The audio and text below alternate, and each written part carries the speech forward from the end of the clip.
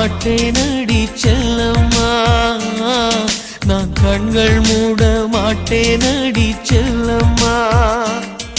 அடி நீதான் என் சந்தோஷம், பூவெல்லாம் உன் வாசம், நீ பேசும் பேச்செல்லாம் நான் கேட்கும் சங்கீதம், உன் புன்னகை நான் சேமிக்கின்ற செல்வமடி.